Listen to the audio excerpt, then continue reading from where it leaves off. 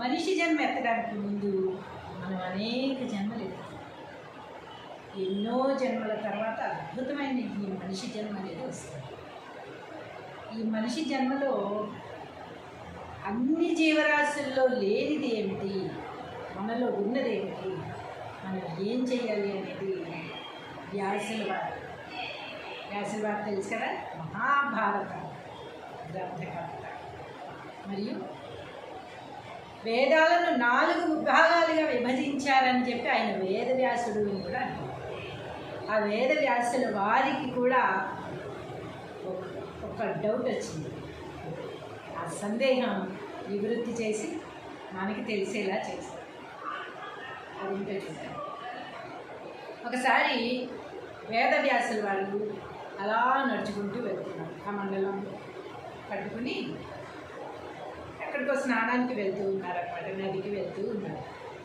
వెళ్తూ ఉంటే ఒక పురుగు ఫాస్ట్గా వెళ్ళిపోతుంది. చాలా ఫాస్ట్గా వెళ్తుంది.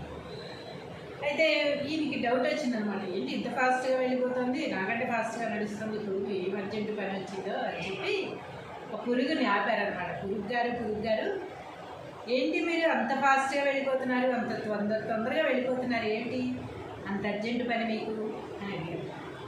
అడిగితే మీకు తెలీదా, ఇవాళ ఊరేగింపు ఉంది, రథాలు వచ్చేస్తున్నాయి, జనాలందరూ వచ్చేస్తారు, జనాల కాళ్ళ కింద పడి నలిగిపోయి చచ్చిపోతాను కదా నేను, లేకపోతే రథం చక్రాల కింద పడి చచ్చిపోతాను కదా, అందుకని నా ప్రాణరక్షణ కోసం సురక్షిత ప్రాంతానికి వెళ్ళిపోతున్నాను అని చెప్పినారు.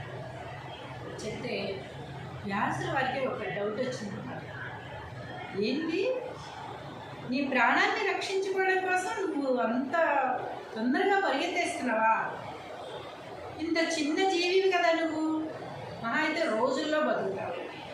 మేమంటే ఎన్నో సంవత్సరాలు, 100 సంవత్సరాలు బతుకుతాం కనుక, ఎన్నో కార్యాలు చేస్తాం కనుక, సత్కార్యాలు చేయాలని అదని ఇదని ఉంటాయి కనుక మేము ఇంకా బతకాలి పిల్లలని వాళ్ళకి సంపాదించడం కోసమని ఇంకా బతకాలి అని కోరుకుంటాము.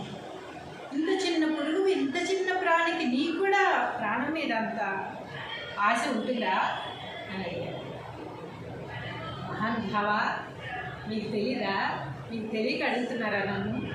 సరే మీకు అంత ముచ్చటగా ఉంటే నేనే చెప్తాను వినండి అని చెప్పింది.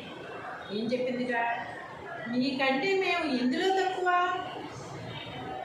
మీరు ఫుడ్ తింటున్నారు, మేము ఫుడ్ తింటున్నాము. మీరు సంపాదించుకుంటున్నారు, మేము సంపాదించుకుని పెట్టుకుంటాం, మరి నిల్వ పెట్టుకుంటాం. వర్షాకాలం వస్తే బయటికి వెళ్ళలేం కనుక అప్పుడు తినడానికి మేము నిల్వ పెట్టుకుంటాము. మీకు కోరికలు ఉంటాయి, మాకు కోరికలు ఉంటాయి. మీరు పిల్లలు కంటున్నారు, మేము పిల్లలు కంటున్నాము. ఇంకెందులో తేడా ఉంది? మీది ప్రాణమే, మాది ప్రాణమే.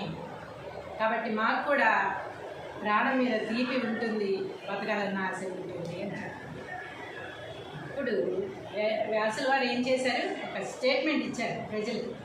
ఒక స్టేట్మెంట్ వదిలారనమాట. ఏమిటంటే, చూసారా జనులారా, వాటికి మనకి తేడా ఏమీ లేదు, అన్ని ప్రాణులు బతుకుతున్నాయి, మనము బతుకుతున్నాం. కానీ మానవ జన్మకి ఎంతో గొప్ప బుద్ధిని ప్రసాదించాడు భగవంతుడు.